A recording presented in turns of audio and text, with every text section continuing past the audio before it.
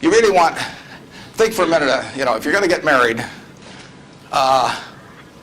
and you want a marriage that's going to last, not necessarily the happiest marriage, you know, or one that Martha Stewart will talk about or anything, but you want a marriage that's going to last. What quality do you look for in a spouse? One quality.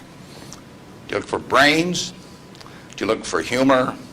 Do you look for character? Do you look for beauty? No. You look for low expectations. I mean, that is the marriage that's going to last.